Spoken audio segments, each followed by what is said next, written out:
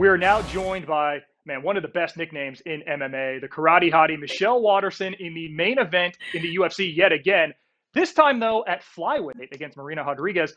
Michelle, you have won a world title at atomweight. Your entire UFC career has been at strawweight.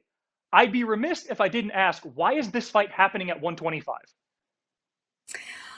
Well, it was a very last minute kind of in the air, can you do it or not type situation. And I told him, yes, let's go. I could fight at 115. It just seemed like with the short notice, it would be probably a healthier option for Rodriguez. And so I don't think the UFC does catch weights for main events.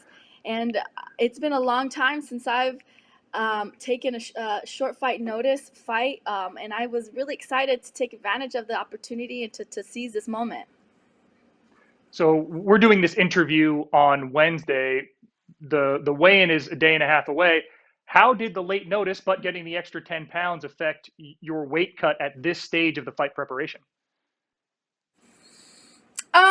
Not at all. Like I said, what it's allowed me to do is just really spend all my time training, getting together with the coaches, and kind of zeroing in on becoming the best fighter that I can be for May 8th, and just really taking in all of the excitement and just trying or telling myself to enjoy this, to be in the moment, and to chalk it up to this is really happening. You're going to have a great time on Saturday and go out there and be your best.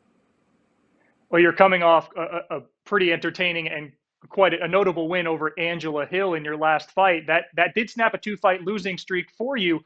How did the satisfaction of getting that win over Hill, when you knew it was close, you heard it was a split decision, how did the satisfaction of that compare to some of your others in the UFC?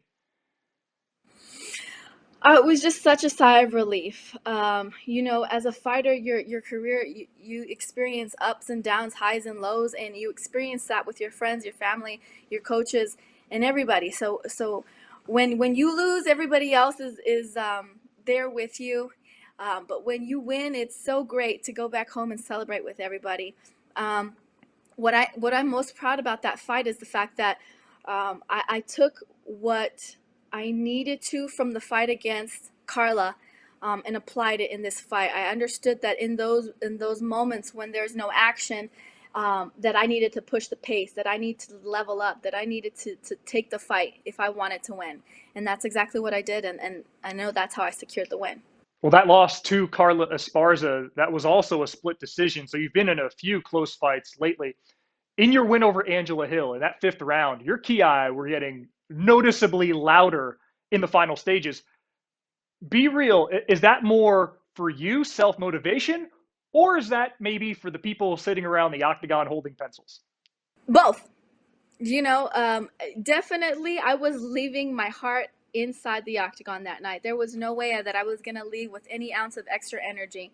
I was going to leave it all out there, and it came out with the ki. And it is definitely a different arena without the crowds, and you have to understand it. And that's something that I came away learning against the fight with Carla, is that the judges can be swayed by what your coaches are saying, by what their coaches are saying, by what the analysts were saying. I mean, it was just insane. And so I wasn't going to leave it up to chance. So you've been able to focus a little bit more on your opponent this weekend, having to cut less weight. Marina Rodriguez, the task at hand this weekend in the main event. For you, what do you see that she does particularly well that you need to especially respect? Everybody knows that Marina is a great striker. She has a great Muay Thai background. She's heavy right hand and a good clinch. Those are the things that I need to respect and understand, to be aware of. So with that, she has a Muay Thai background, obviously decent Brazilian Jiu-Jitsu with where she calls home. Given your stylistic distinctions, where do you think that, styles make fights, where do you think that pairing might give you an edge? I think that my stand-up goes really well with against hers. My stand-up is a lot more creative. I have a lot more angles. I have a lot more options as far as it can be a Muay Thai kick. It can be a karate kick. It can, so I have all sorts of different tools in my toolbox that I can utilize. And outside of that, I can change my range. I can change my levels. I can shoot if I want to. I could take it to the ground if I want to, or keep it standing. She has 6 UFC fights since winning her UFC contract on Contender Series. 3 wins, but also a split decision loss and 2 draws. You have 3 split decisions going, a little bit of both ways in your last 6 fights. I don't write the mail. I'm just delivering it. There's a decent chance this could be a close fight again. You've had experience in close fights. If you do get that feeling in the 5th round that it is close, on what will you rely to make the difference? My heart and soul. I'm just gonna let it all out. And honestly, the fight plays in my favor if it goes into the 5th. I gain energy as the fight goes on. I train at altitude, and I've been here before. This will be my 4th main event for the UFC. Yeah, and Michelle, you mentioned being able to keep, I guess, a lighthearted approach to things, and I guess keeping things in perspective. So I have to ask, in all your training, how do the rounds on TikTok play into helping you and putting you in a right mindset? It is a very enjoyable thing to watch you and your family having a little fun there.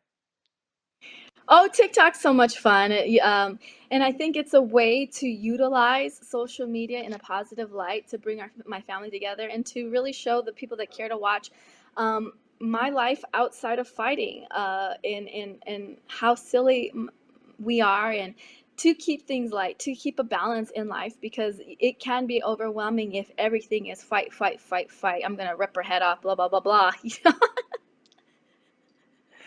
Michelle, it has been a delight to watch you in Invicta, in the UFC, and we look forward to watching you this weekend. All the best to you and the family outside the octagon, and certainly all the best to you this weekend. Thank you. It's a pleasure talking to you. Thank you for watching ESPN on YouTube. For live streaming sports and premium content, subscribe to ESPN+.